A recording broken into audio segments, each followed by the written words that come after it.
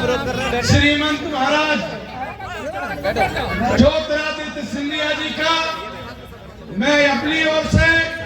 और जाटव समाज की ओर से सशक्त वंदन करता हूँ, अभिनंदन करता हूँ। और सभागार में खड़े हुए बैठे हुए सभी माता बहनों नौजवानों से निवेदन करता हूँ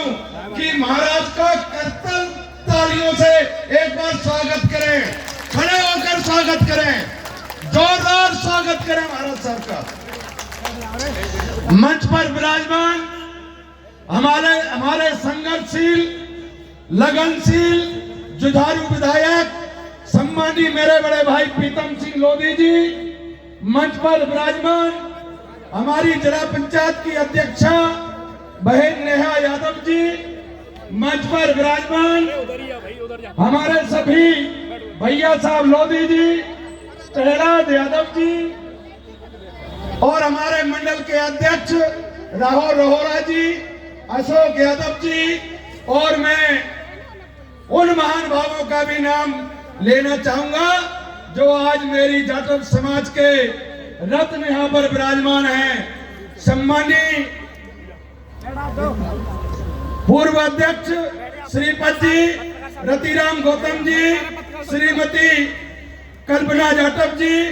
श्री अतर सिंह ठेकेदार जी, कैलाश नारायण अहरवार जी, सुखनंदन जाटव जी, धनीराम नेता जी, छोटे लाल जी, हजरत सिंह जी, डॉक्टर रामदास भगोरिया जी, कल्याण सिंह जी अहरवार जी, सोनू सरपंच जी, कमलेश कुमार जी, नंद किशोर जी,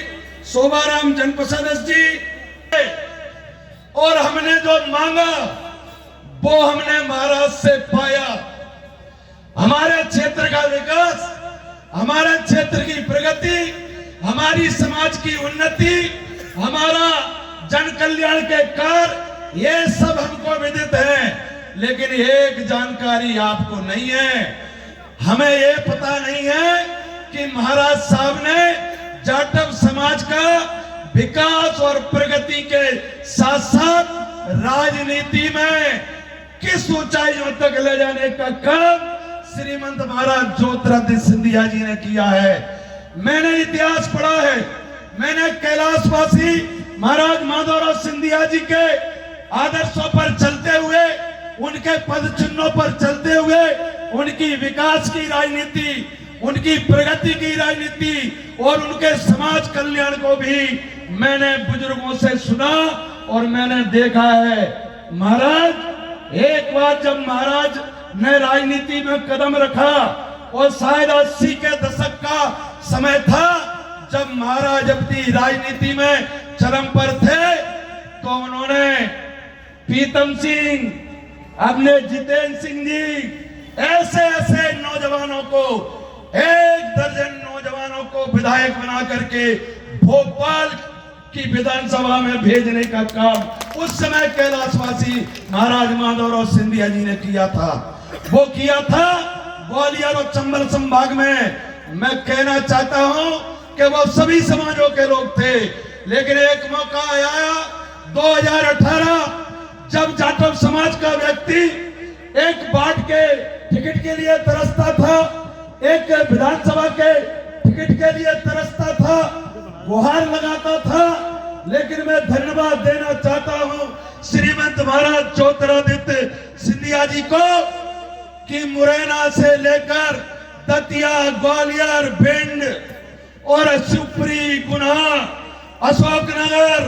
इन सभी विधानसभाओं में जो सीटें विधानसभा में एससी वर्ग के लिए, अनुसूचित जाति वर्ग के लिए आरक्षित थी, महाराज ने जाटव समाज के आपके अपने बेटों को टिकट देकर के अपनी मेहनत पर, अपनी तपस्या पर सभी को विधानसभा में भेजने का काम श्रीमंत महाराज साहब ने किया है। साथियों, मुरैना से कमलेश जाटव, भिंड से रणवीर जाटव, दतिया से रक्षा सिरोनिया और ग्वालियर जिले से डबरा से इमरती देवी और शिवपुरी जिले से आपका अपना बेटा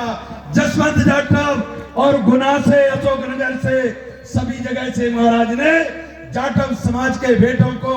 केवल जनप्रतिनिधि बनाया, राजनीति के माध्यम से सेवा करने के संकल्प के साथ यहाँ से लेकर रायसेन जिला तक, उधर आपका इंदौर में अनुसूचित जाति के लोगों को आगे बढ़ा करके एक कीर्तिमान रचने का काम किया। मैं कहना चाहता हूँ कि कैलाशवासी महाराज ने 1 दर्जन विधायक बनाए। हम जब महाराज का मौका आया, हमारे महाराज जो हमारे जनप्रिय है, महाराज ने तो 1 दर्जन से अधिक लोगों को मंत्री बनाया, कैबिनेट का मंत्री बनाया। ये हमारे लिए, ये एक नेता के लिए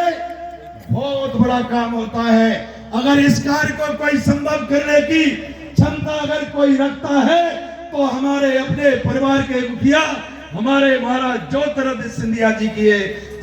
ज्योतिरादित्य सिंधिया जी की क्षमता है। सागर केवल ये मुझे नहीं बनाया, समूचे मेरे जिले के जाटव समाज का सम्मान और गौरव बढ़ाने का काम हमारे महाराज ज्योतिरादित्य सिंधिया जी और भारतीय जनता पार्टी के प्रदेश नेतृत्व ने किया है। मैं चाहूंगा कि एक बार भारतीय जनता पार्टी के प्रदेश नेतृत्व को और श्रीमंत महाराज साहब को एक बार तालियां बजाकर उनका स्वागत करें, उनका अभिवादन करें। साथियों, आपकी विकास में, आपकी प्रगति में, आपकी उन्नति में महाराज आपके साथ कंधे से कंधा लगाकर खड़े हैं। तो आज हमें भी संकल्प लेना होगा, आज हमें शपथ लेना होगी, हमें छोड़ना होगा उन लोगों को, हमें त्यागना होगा उन राजनीतिक दलों को जिन्होंने हमारे जिनके हम अनुयायी हैं, जिनको हम अपना भगवान मानते हैं। हमारे बाबा साहब भीमराव अंबेडकर, बाबा साहब भीमराव अंबेडकर जो आज तक हिंदुस्तान की धरती पर इतनी डिग्रियां आज तक किसी ने नहीं करी। आज तक के रिकॉर्ड में 4 पीएचडी करने वाला अगर कोई महामानव पैदा हुआ तो वह बाबा साहब भीमराव अंबेडकर हुए। साथियों, उस समय की, उस कांग्रेस कालखंड की कहानी आप सुनेंगे,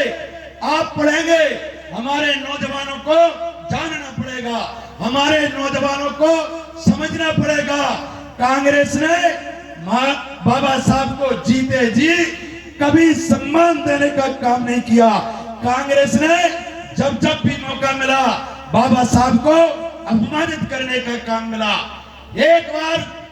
आजादी के बाद जब समूचे हिंदुस्तान में लोकतंत्र के चुनाव हो रहे थे, लोकसभा के चुनाव हो रहे थे, तो किया कि बाबा साहब भीमराव अंबेडकर जिस लोकसभा से लड़ेंगे, भारत का कोई भी दल, चाहे वो उस समय का जनसंघ हो, चाहे जनता दल हो, चाहे हमारा लेफ्ट की